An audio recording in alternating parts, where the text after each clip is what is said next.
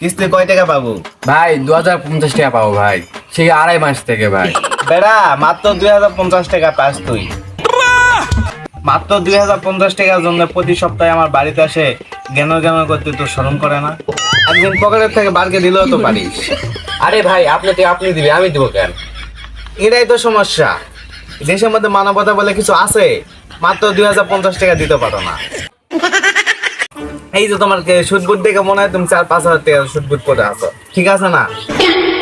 এই গরিব মানুষটার জন্য কিস্তির জন্য 2050 টাকা দিয়ে দিলে তো তোমার কোনো আহামরি ক্ষতি হয়ে যাবে না, দিয়ে দিলেই তো পারো।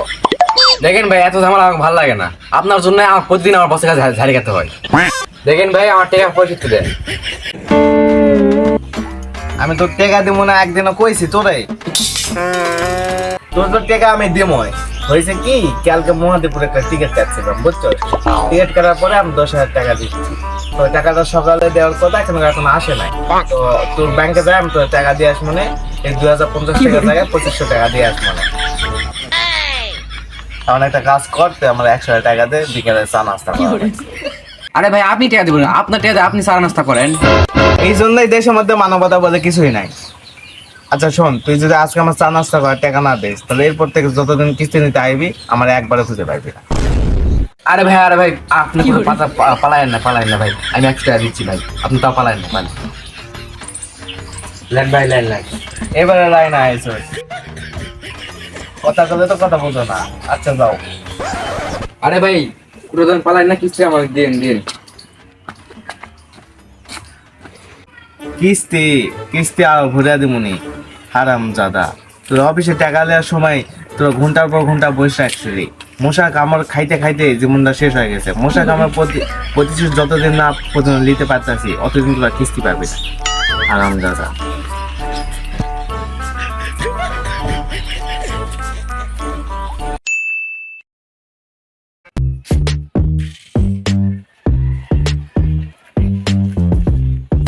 স্যার চলে আসছে ওই বাসায়, আপনি নামেন।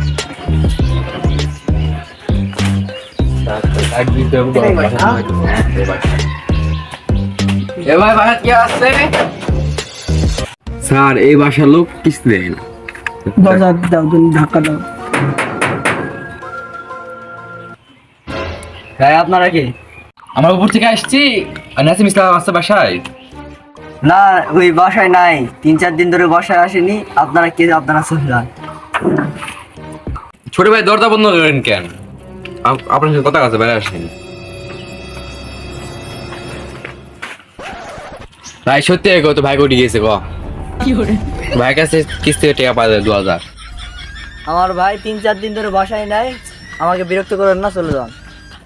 বুলবুল শোনো, তুলে নিয়ে হোক, এটা তুলে নিয়ে গেলে আর ভাই পাওয়া যাবে। আচ্ছা ঠিক আছে চলেন, চলেন।